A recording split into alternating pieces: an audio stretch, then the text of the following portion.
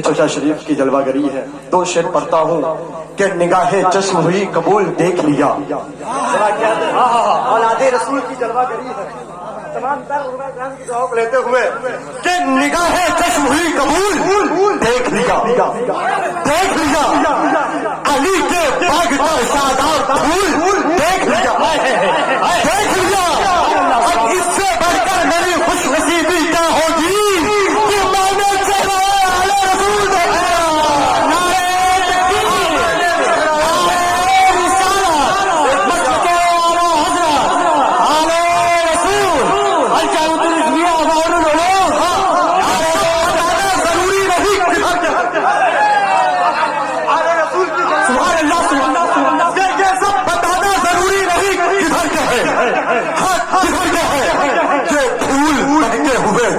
شجر کے ہیں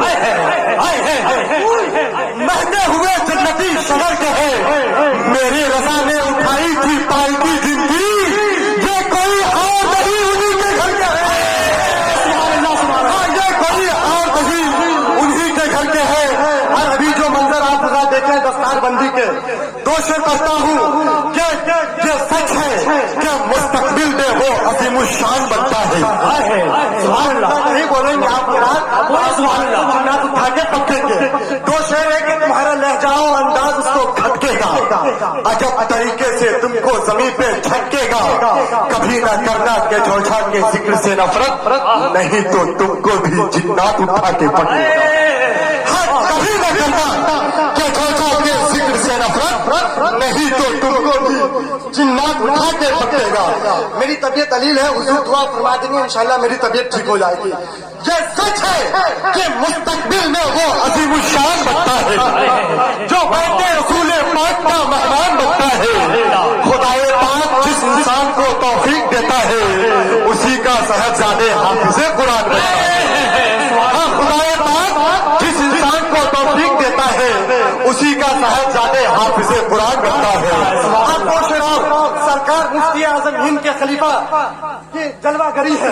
دو شعر پڑھتا ہوں حضرت کی بارگاہ میں. استاذ العلماء علم و فن کے کرنے ہزاروں علماء کے استاد حضرت اللہ مولانا مفتی یوسف صاحب قبلہ کی جلوہ گری ہے. دو شعر پڑھتا ہوں کہ زمانہ ناز کرے آن مان ایسی تھی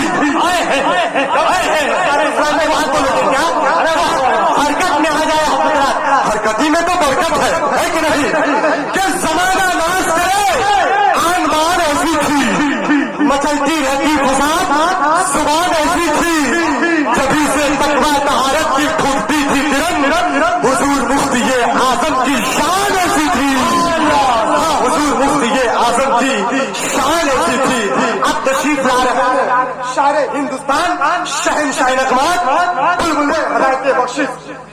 حضور کا حکم ہو رہا ہے کہ شعر کو پھر سے پڑھا جائے. کیا آپ حضرات پھر سے سبحان اللہ بولیں گے؟ جی جی سبحان اللہ. بتا دیں سبحان اللہ. نہیں آپ حضرات تھوڑا حرکت میں آ جائے. ٹھنڈی تو نہیں نہ لگ رہی آپ کو. ذرا ایک بار دونوں ہاتھوں اٹھا کر کہتے ہیں میرے طرح یا علی پوری طاقت سے یا علی